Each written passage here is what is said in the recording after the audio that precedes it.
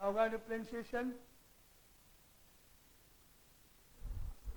a upon x plus x हो गया। अब इक्वल टू 0 करो, डिफरेंशिएट करने के बाद इक्वल टू 0 करते हैं। F dash x is equal to a upon x plus 2bx and equal to 0 कर दिया, x है तो बन गया प्लस 1 इज इक्वल टू 0 हो गया, कर दिया। अब हम x की वैल्यू निकालते हैं, लेकिन यहाँ तो हमको ऑलरेडी दी हुई है। क्या क्या है, रखो पहले x की वैल्यू -1 रख दो, एक 1 और एक बार x की वैल्यू कितनी रखनी है 2 रख दो, इक्वेशन 2 बन जाएगी। नाउ साइमल्टेनियसली जैसे सॉल्व करते कर लेना, a और b आ जाएंगे आंसर। एक बार x की वैल्यू -1 रख दो, एक बार x की वैल्यू 2 रख दो, दो इक्वेशन a और b की फॉर्म में आपस में सॉल्व कर लेना, a और b आ जाएंगे आंसर हो जाएंगे।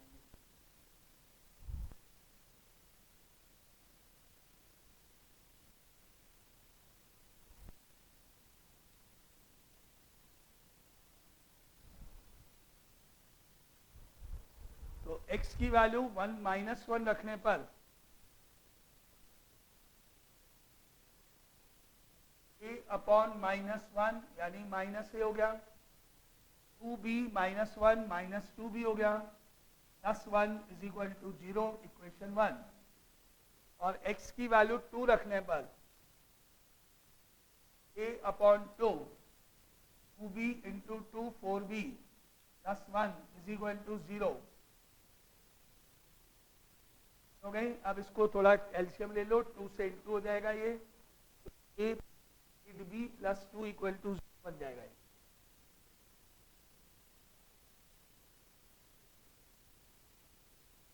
a plus 8b plus 2 a plus 8b plus 2 equal to 0 हो गई इक्वेशन 2। और ये इक्वेशन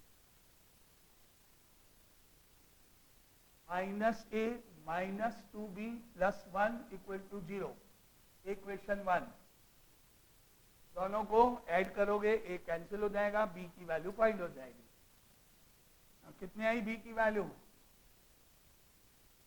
ये तो 6 भी हो गया, और यहाँ पे प्लस 3 आया इज इक्वल टू 0, तो b की वैल्यू हो गई -1/2। अब इसको किसी भी एक इक्वेशन में रख लो। मान लेते हैं ऊपर सेकंड इक्वेशन में a 8 multiply by -4 plus 2 is equal to 0, a की वैल्यू कितनी आई, ये आंसर हो गया आपके। a की वैल्यू 2, b की वैल्यू -1/2 कंप्लीट है समझ में। चलो next question.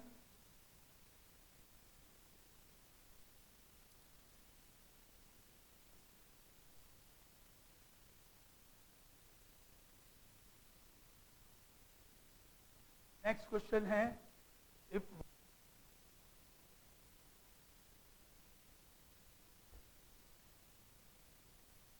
is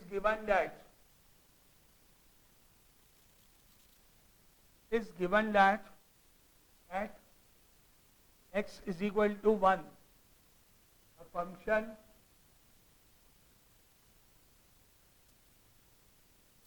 f(x) is equal to x to the power 4 minus 62x square plus ax plus 9 attains its maximum value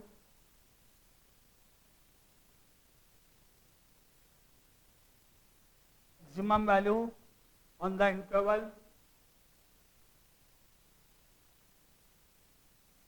0,2, find the value of a।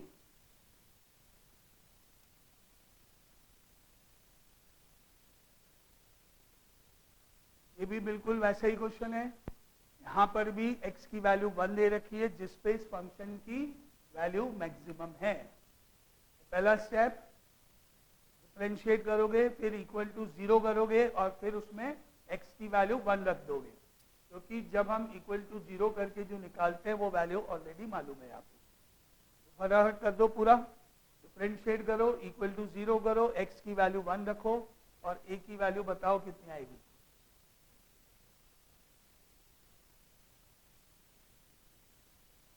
हाँ correct है 120। F dash X equal to 4x cube 62 into 2 124x plus a equal to 0। x की value 1 रखने पर 4 minus 124 plus a is equal to 0। क्या value 120। Same step.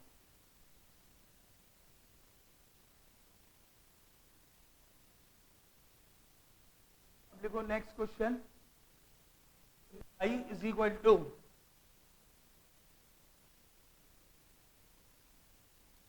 y is equal to ax minus b upon x minus 1 x minus 4 as a turning point.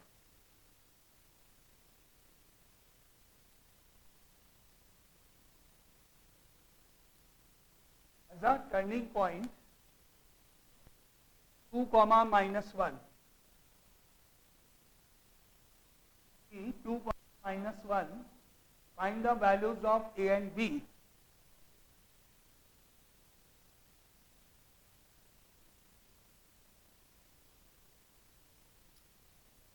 Find the values of a and b and show that y is maximum at p.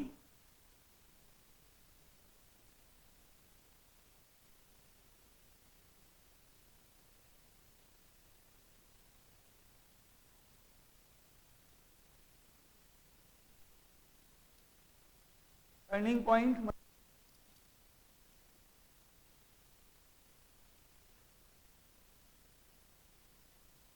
हो गया, नीचे आ गया, या नीचे से ऊपर, ऊपर से नीचे, वो क्या कहलाता है? जब हम किसी फंक्शन का ग्राफ बनाते हैं, जैसे हमने पहले बताया देखा था, तो अगर मान लो किसी फंक्शन का ग्राफ ऐसे कुछ बना, that point is called turning point. यहां से पहले इंक्रीज हो रहा है y और बाद में डिक्रीज हो रहा है, that is called turning point. किसी स्टूडेंट के मार्क्स हैं 10 में से 8, 10 में से 8, नेक्स्ट में 8.5, नेक्स्ट में 9 और नेक्स्ट में 7।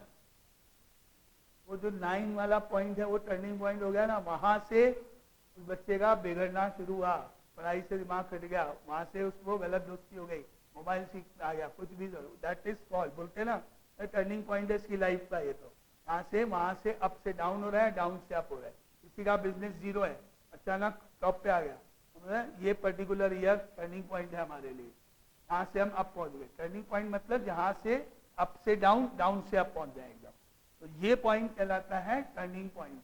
ये point turning point, positive to negative या नेगेटिव टू पॉजिटिव चेंज हो। ये तो स्लोली प्रोग्रेस हो रही है, बढ़ते जा रहे हो, बढ़ते जा रहे हो, बढ़ते जा रहे हो, टॉप पे पहुंच गए, नीचे आना शुरू हो गया, तो ये अपना टर्निंग पॉइंट हो गया ना। तो इस तरह के पॉइंट का ये जो पॉइंट है, ये पॉइंट आपको क्वेश्चन में मालूम है 2,-1 है।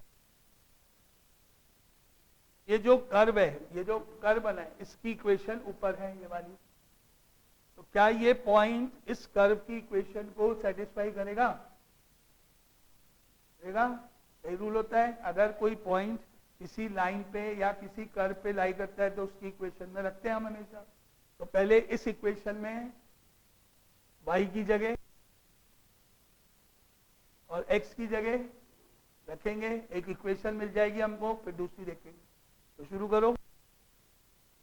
I is equal to ax minus b upon x minus 1 x minus 4 because point P 2,-1 lies on it। ये पॉइंट इस कर्व के ऊपर लाई करेगा, तो इसकी इक्वेशन जल्दी रख के बताओ क्या आएगी इक्वेशन। y की जगह -1 रखना है, x की जगह 2 रखना है।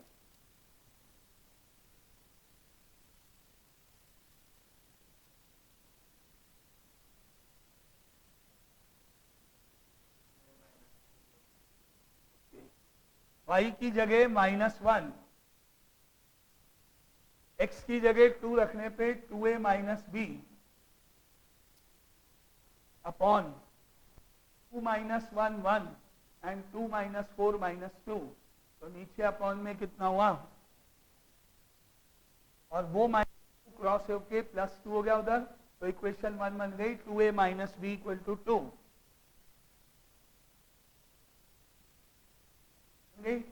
अब दूसरा, जब हम इसको डिफरेंशिएट और इक्वल टू 0 करेंगे तो x की वैल्यूज निकलेंगी, वो वैल्यूज में से एक होगी, उस पे जो वैल्यू निकलती है x की वो आपका डिफरेंशिएट करके इक्वल टू 0 करके निकलती है।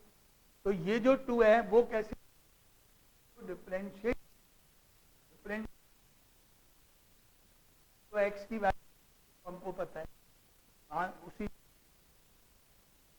इसको, और इसके डिनोमिनेटर पहले इंटू कर लो, डिनोमिनेटर को पहले इंटू कर लो जिससे डिफरेंशिएशन इजी हो जाए।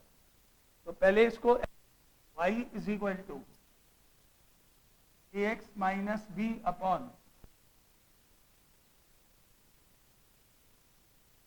X square minus 5x plus 4। अब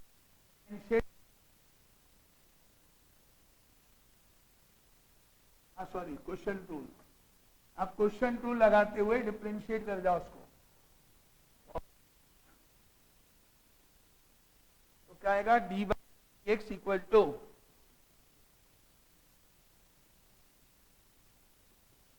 डिनोमिनेटर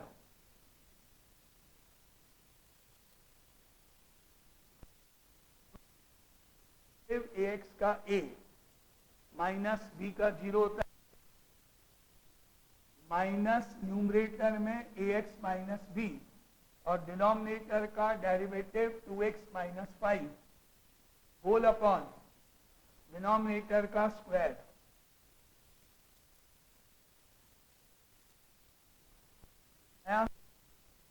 अब इसको इक्वल टू 0 करो बिना सिंप्लीफाई करे और x की वैल्यू रख दी, क्या है x की वैल्यू, तो इसको इक्वल टू 0 करके बिना सॉल्व किए डायरेक्ट x की वैल्यू 2 रख दो।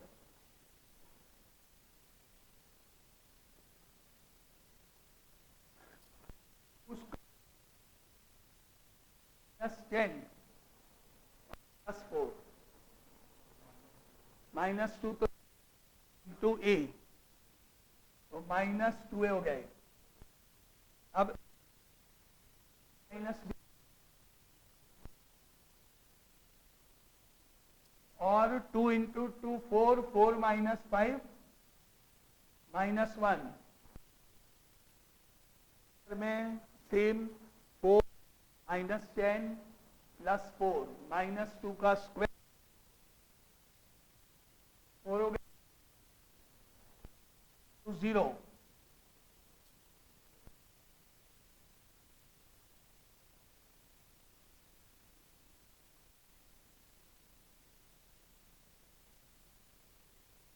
क्या b की वैल्यू आ जाएगी 0, की वैल्यू 0, उसको इक्वेशन 1 में रख दो जो पहले बनाई थी, a निकल जाएगा।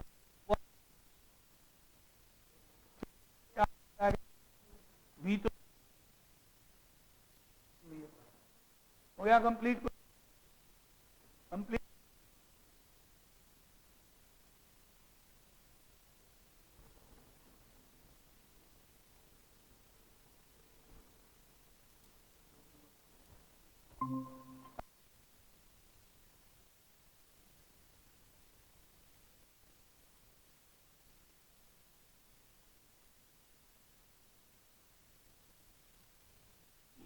अभी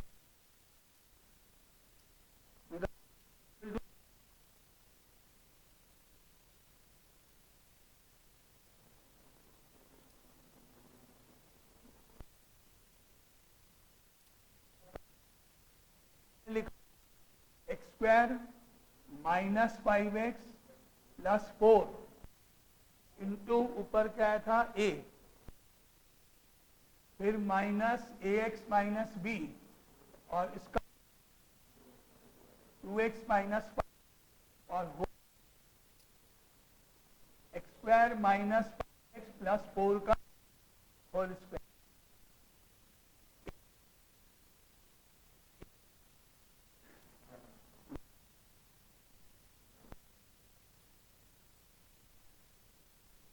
तो अब ये बन गया इक्वल टू a की वैल्यू 1 है, a की वैल्यू 1 है, तो ये तो x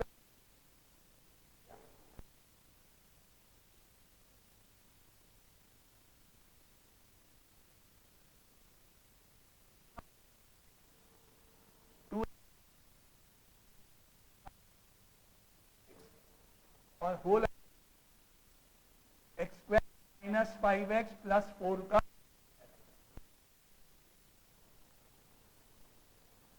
आ गया, तो equal to x square minus 2x square x square और प्लस का और x square minus 5x plus 4 का आगे।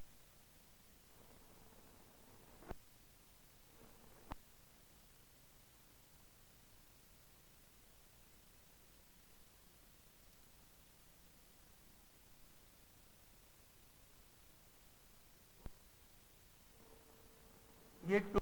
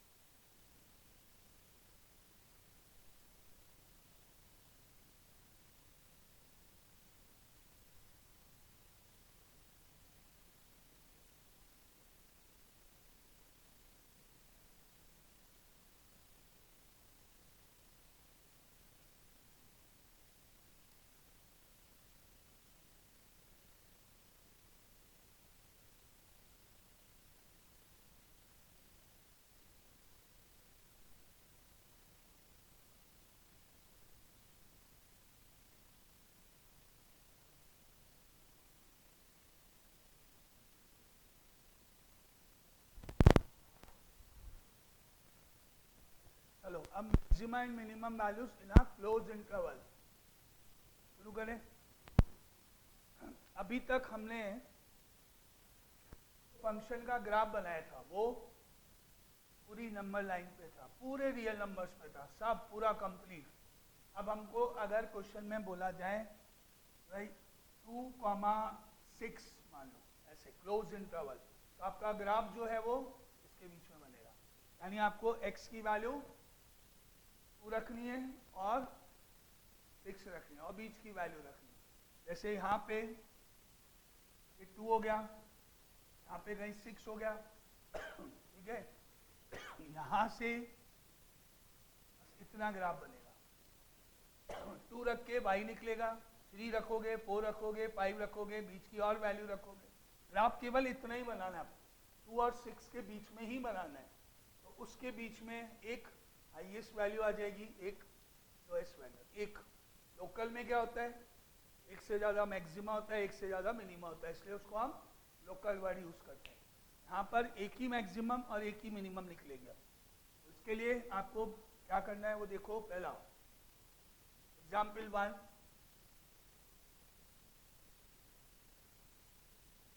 Find the maximum and minimum values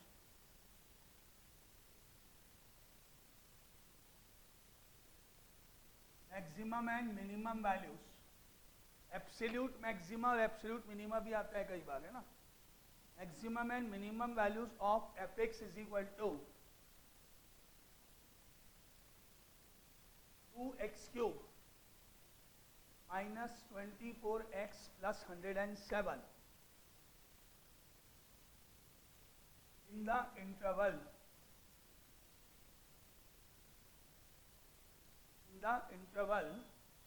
1,3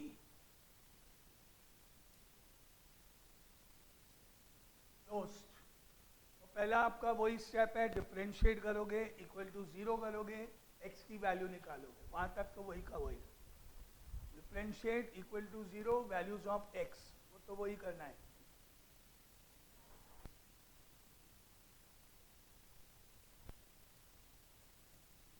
क्या ही वैल्यूज x की,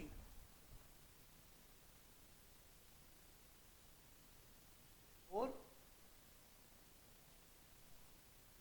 6x² माइनस 24 इक्वल टू 0। क्या ही x की वैल्यू 10 माइनस 2। अब इनमें से कौन सी वैल्यू ऐसी है जो उस गिवन इंटरवल में लाई नहीं करती है, वो तो करो रिजेक्ट। और अगर दोनों वैल्यूज लाई करती है तो दोनों सही है, क्योंकि हमको उसके बाहर नहीं जाना है, ग्राफ उसके बीच में ही है। तो लिखो but x equal to -2 does not belong to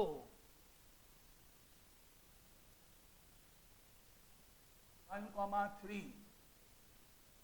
ये तो हो गई रिजेक्ट। अब बची हमारे पास एक x की वैल्यू, क्या हो गई x की वैल्यू 2, और दो वैल्यूज जो इंटरवल में है वो भी लेंगे। अब टोटल x की वैल्यू कितनी हो गई, कौन कौन सी, एक एक करके, डबल डेरिवेटिव नहीं करना है, कुछ नहीं करना है, कुछ चेकिंग नहीं करनी, कुछ नहीं करना, एक एक करके तीनों वैल्यूज को मेन फंक्शन इसमें रखना है। इसमें रखना है, fx में रखना है। तो f(1) निकलेगा, f(2) निकलेगा, f(3) निकलेगा। निकाल के बताओ क्या होगा। मेन फंक्शन में डायरेक्टली x की वैल्यू रखनी है जितनी भी है। एक बार 1 रख दो, एक बार 2 रख दो, एक बार 3 रख दो।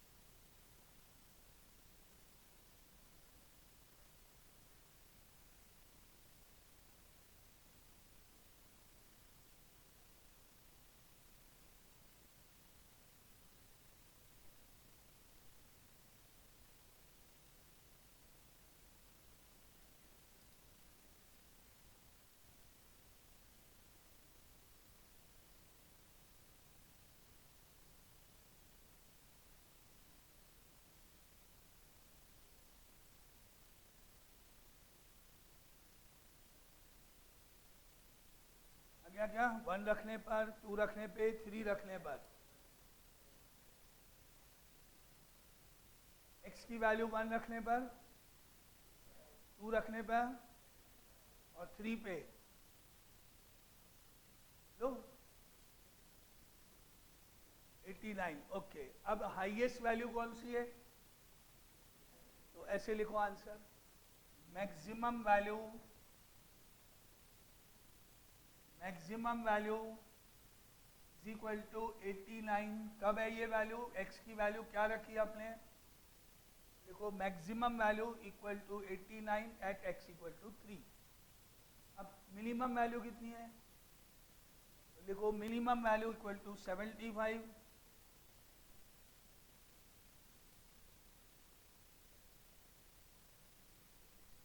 एट x इक्वल टू, ये अपन है क्वेश्चन के आंसर्स। क्या करना है? डिफरेंशिएट करना है, इक्वल टू 0 करना है, x की वैल्यू निकालनी है। वो उनमें से जो वैल्यूज इंटरवल को लाई नहीं करेगी वो रिजेक्ट कर देना, और बाकी जो बची वो वैल्यूज प्लस ये 2 वैल्यूज तो है ही, उन सबको डायरेक्टली मेन फंक्शन में रख देना। तो हाईएस्ट होगा वो हाईएस्ट लिख देना, जो लोएस्ट होगा वो लोएस्ट। बस सिंपल सा पार्ट है, बहुत ईजी।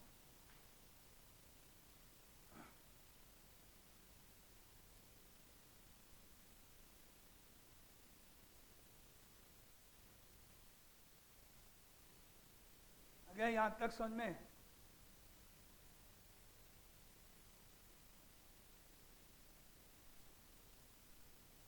चलो अब लिखो यहां पे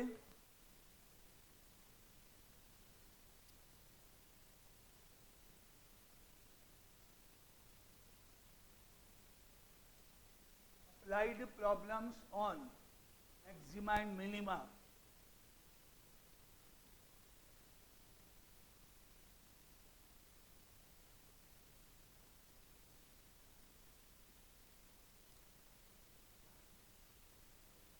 अब यहाँ पे शुरू होता है मैक्सिमा मिनिमा की वर्ड प्रॉब्लम्स। मैक्सिमा मिनिमा की वर्ड प्रॉब्लम्स जो सबसे ज़्यादा इम्पोर्टेंट काम है। क्या शुरू होता है? वर्ड प्रॉब्लम्स मैक्सिमा मिनिमा के लिए। ठीक है, तो इसके लिए आपको कंजर्वेशन के फॉर्मूलेस चाहिएंगे। Cuboid, surface area, volume, cube, cylinder, cone, sphere. याद है? याद है? लिखने में मेरे को या याद अपने आप कर लोगे? नहीं कि याद कर लोगे, लिखने पड़ेंगे। तो 3 डायमेंशन फिगर से स्टार्ट करते हैं। सबसे पहले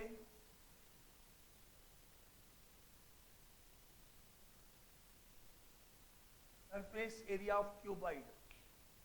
क्यूबाइड तो पता है, क्यूबाइड तो पता है। कितने डायमेंशन होते हैं? 3, लेंथ, ब्रेथ, हाइट। जैसे कि ये रूम है, जैसे कि ये रूम है जिसमें वहां से वहां तक लेंथ मान लो या ब्रेथ मान लो, और यहाँ से यहाँ तक लेंथ मान लो, और यहाँ से ऊपर तक हाइट मान लो। तो 3 डायमेंशन होते हैं। तो इसका सरफेस एरिया का फॉर्मूला क्या होता है?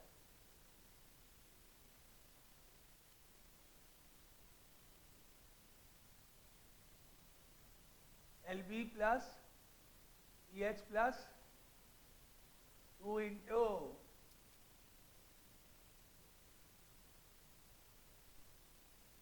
Into LB plus BH plus HL। ये जो फ्लोर है, फ्लोर, इस फ्लोर का एरिया लेंथ इनटू ब्रेथ है। ये लेंथ, ये ब्रेथ। ऊपर जो रूफ है उसका एरिया और फ्लोर का एरिया बराबर है। इसका एरिया L इंटू बी है, तो ऊपर वाले जो रूफ है उसका एरिया भी L इंटू बी है। तो 2 बार L इंटू बी आ रहा है। अब इस वाली वॉल का एरिया, यहाँ से यहाँ तक ब्रेथ है मान लो, तो ये वाली हाइट है। इस वॉल का एरिया V इंटू एच है, इस वाली वॉल का एरिया भी V इंटू एच है, इसलिए 2 बार V इंटू एच आ रहा है। अब उसके अपोजिट वाली वॉल और ये वाली वॉल, ये लेंथ है, ये हाइट है, तो L इंटू एच इसका है, L इंटू एच उसके अपोजिट का है, इसलिए 2 बार L इंटू एच आ रहा है, इसलिए बना हुआ ये फॉर्मूला। एरिया का क्या होता है, तो भी आपका ये रूम है ना, उसको फ्लैट कर दो, जमीन पे गिरा दो, रूफ को उठा के जमीन पे गिरा दो, इस दीवार को ऐसे गिरा दो नीचे, और सबके एरिया मेजर करके ऐड कर दो, ये होता है एरिया का मतलब। पूरा ओपन कर दो, पूरा पीसेस कर दो, सब खोल दो उसका, और फिर सबके एरिया निकाल के ऐड कर दो, तो ये इसका एरिया हो गया। अगर मान लो कभी आपके पास क्वेश्चन आए कि भाई ये ओपन एट द टॉप है, ओपन एट द टॉप है, रूफ नहीं है, तो माइनस एल बी हो जाएगा, क्या हो जाएगा, माइनस एल बी हो जाएगा, ऊपर वाले का एरिया एल बी होता है। तो क्वेश्चन जब आएगा तब आपको अगर कहीं मिला हुआ है कि भाई ये क्यूबॉइड है, ओपन एट द टॉप लिखा हुआ है, तो इस एरिया में से माइनस एल बी कर देंगे अपन क्वेश्चन को सॉल्व करते समय। मान लेते हैं आपको पूछा जाए एरिया ऑफ 4 वॉल्स, ये वॉल, ये वॉल, इसके अपोजिट वॉल, इसके अपोजिट वॉल, फ्लोर नहीं, रूफ नहीं, केवल वॉल्स वॉल्स, तो उसके लिए एरिया ऑफ 4 वॉल्स, या हम इसको कर्व सरफेस एरिया भी बोलते हैं, कर्व्ड सरफेस एरिया भी बोलते हैं।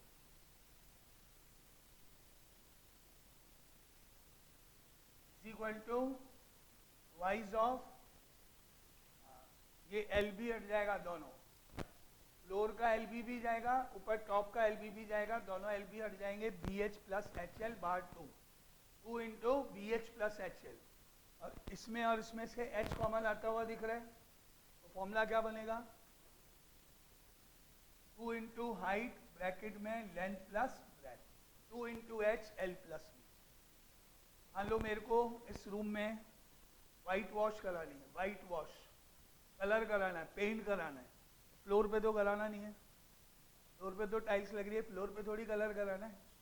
रूफ जनरली गंदी होती नहीं है, क्लियर है, क्योंकि वहाँ का हाथ लगता ही नहीं है, कुछ होता ही नहीं है, तो रूफ तो ऑलमोस्ट सही लग रही है, कलर का को पैसे वेस्ट करे, ऊपर तो बिल्कुल क्लीन है, गंदा कौन होता है, वॉल जहाँ पे हाथ लगते हैं कुछ होता है, तो मैं वो कहाँ पे वाइट वॉश कराऊंगा, इधर, इधर सामने और इधर वॉल्स पे कराऊंगा, तो एरिया ऑफ 4 वॉल्स चाहिएगा मेरे को, उस एरिया को मेजर करूंगा, उसके हिसाब से जो पेंट करेगा वो मेरे को पैसा बताएगा।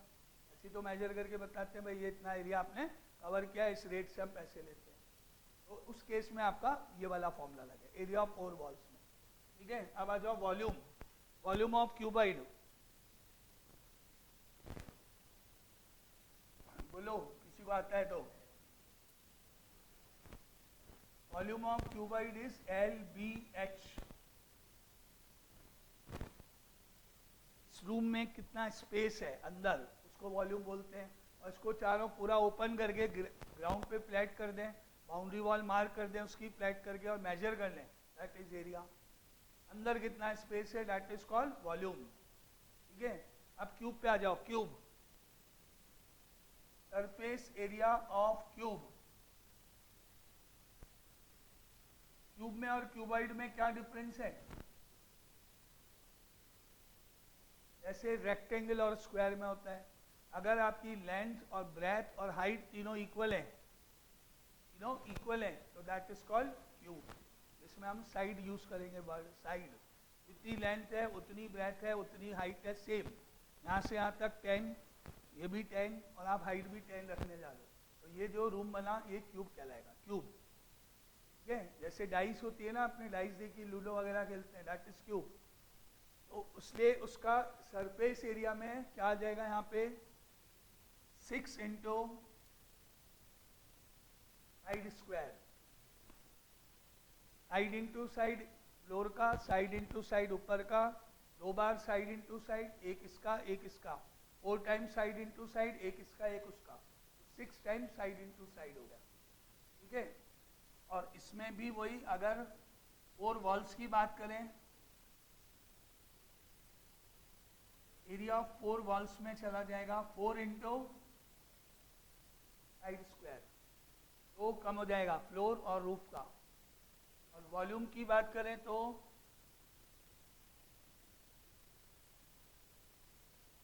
वॉल्यूम ऑफ क्यूब हो जाएगा ए क्यूब, यानी साइड क्यूब है यहाँ तक, अब आता है सिलेंडर। अब नेक्स्ट होता है सिलेंडर।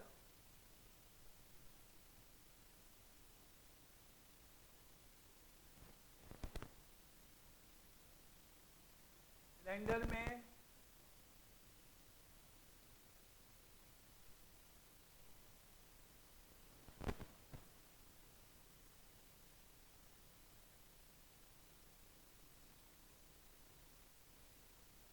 तरह का डायग्राम बनता है। पाइप होता है जैसे, इसमें ए से लेके सी तक हाइट कहलाती है सिलेंडर की, इसको हम एच से डिनोट करेंगे, और ए बी को रेडियस आर, ए बी और सी डी इक्वल है, रेडियस कहलाएंगी, आर हो गया, और हाइट को एच सिंबल से डिनोट करते हैं। तो पूरे इस पूरे कंप्लीट सिलेंडर का एरिया, ऊपर वाला पार्ट नीचे वाला इंक्लूड करके, नीचे वाला पार्ट ऊपर वाला पार्ट दोनों मिला के इसका एरिया देखें तो, और एक अगर ऊपर वाला पोर्शन नहीं है, लिड नहीं है, ऊपर वाला पार्ट नहीं है, तो एरिया क्या होगा? तो पहला curved surface area of cylinder, ऊपर वाला पोर्शन नहीं है, नीचे वाला पोर्शन नहीं है। पाइप देखा है अपने घरों में जिसमें पानी देते हैं अपन, तो दोनों साइड से ओपन होता है कि नहीं? एक से तो पानी देंगे जो पेड़ों में या जहाँ भी जाएगा, और एक साइड नल में लगाओगे ना, अगर उनको मैं बंद कर दूँ तो ना तो पानी बाहर निकलेगा, ना आप उसको नल से कनेक्ट कर पाओगे। करोगे क्या? एक साइड ओपन होगा, नल में जाएगा आपका, नल में कनेक्ट करोगे उसको, नल ओपन करोगे, पानी आएगा, पानी बाहर निकलेगा, तो आप जहाँ भी उसको पानी को धोना चाहते हो, गाड़ी धो रहे हो आप, अपने कुछ भी करो लगेगा, तो वो ओपन हुआ ना दोनों तरफ से। ऐसा ओपन दोनों साइड से, ऊपर और नीचे का पोर्शन नहीं होना, that is called 2πr h। कौन सा पोर्शन होता है? ये वाला, बीच वाला, ये और ये हटा के, टॉप और बॉटम हटा के, केवल बीच वाले पोर्शन का एरिया, जिसको कर्व सरफेस बोलते हैं। और टोटल सरफेस एरिया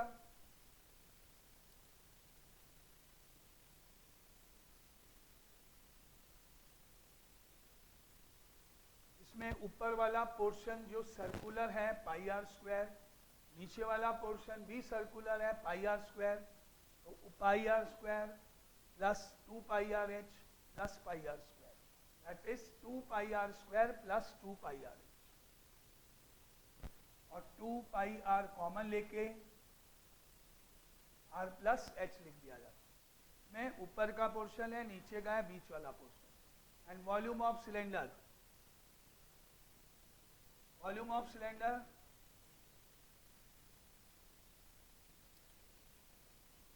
क्या होता है? आई आर स्क्वायर एच हो गया सिलेंडर। अब आता है कोन। कोन का क्या क्या होता है डायमेंशन? कोन में क्या क्या डायमेंशन होंगे? कोन कैसे बनता है?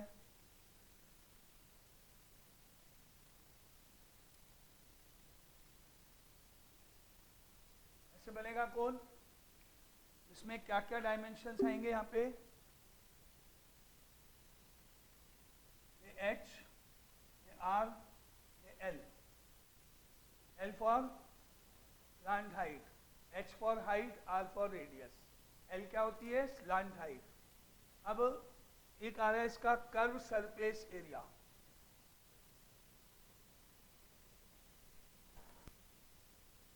Curved surface area of a cone क्या होता है? आई आर एल, ये वाला पोर्शन, नीचे वाला सर्कुलर पोर्शन हटा के, सर्कुलर पोर्शन यूज नहीं करना, ऊपर वाला पार्ट केवल। और अगर नीचे वाला सर्कुलर भी ऐड कर दें, पाई आर स्क्वायर लगा दें, तो आ जाएगा। सर्कस के टेंट देखें, टेंट देखें, टेंट की बात करते हैं। टेंट, टेंट में क्या होता है? नीचे वाला पोर्शन नहीं होता है। अगर वो मैं बंद कर दूंगा तो एंट्री कहाँ से होगी? अंदर कैसे जाओगे? अंदर वहाँ कैसे जाओगे? टेंट में नीचे नहीं होता है ना, ग्राउंड ग्राउंड होता है ना, तो वो क्या हो गया?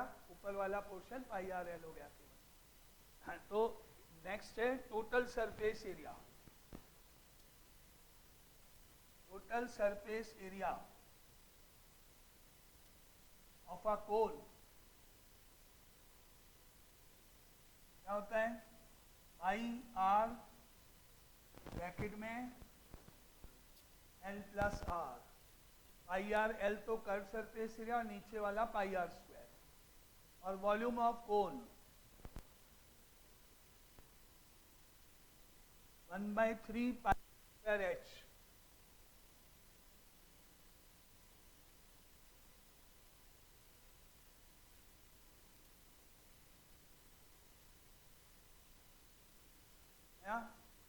अब देखो सिलेंडर का वॉल्यूम क्या होता है और कोन का है बहुत सिमिलर, है बहुत सिमिलर। बहुत सारी कॉपी जब टेस्ट होता है या कहीं देते हैं तो मैं बहुत बार देखा है कि क्वेश्चन में है वॉल्यूम ऑफ सिलेंडर का कुछ करना है, मैक्सिमम करना है, कुछ करना है, तो क्वेश्चन स्टार्ट हुआ volume of cylinder is equal to 1/3 pi are square h. Start हुआ, स्टार्ट, खत्म भी हो गया, स्टार्ट होते ही खत्म भी हो गया, मतलब जीरो कंफर्म हो गए। हाँ, जीरो कंफर्म हो गए, आगे कोई चेक नहीं करेगा, हो गया वहीं गलत सारा। कितने मार्क्स का आता है ये क्वेश्चन, 4 या 5, 4 या 5 इसमें टॉपिक पे। और आपने क्या करा, फॉर्मूला गलत लिखा, गलती किसकी है, आपकी, और मार्क्स कितने मिले, 0। क्वेश्चन स्टार्ट होने से पहले खत्म, इसलिए ध्यान रख लो फॉर्मूले का। अब आता है स्फीयर। स्फीयर तो पता ही है, राउंड होता है, रेडियस आएगी केवल उसमें, तो दो फॉर्मूले उसमें चलेंगे, surface area and volume.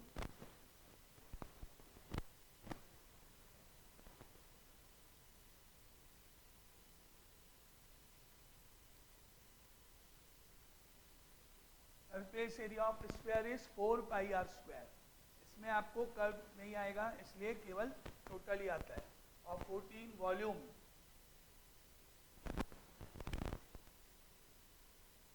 Volume of sphere is equal to 4/3 आई आर क्यूब। अब ये आपके 3 डायमेंशनल हो गए सारे।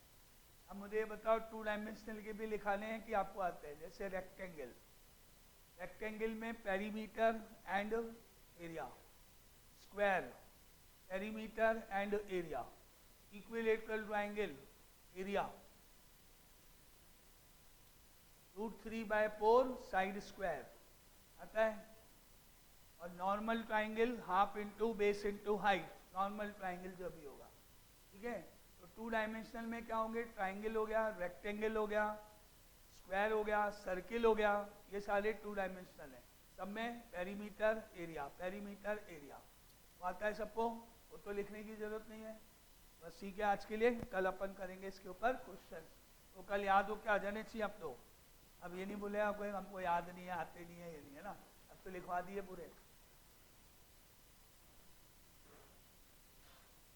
कल याद करके आ जाना, इसको जरूर कल पूछूंगा मैं, क्वेश्चन में यूज होंगे तो।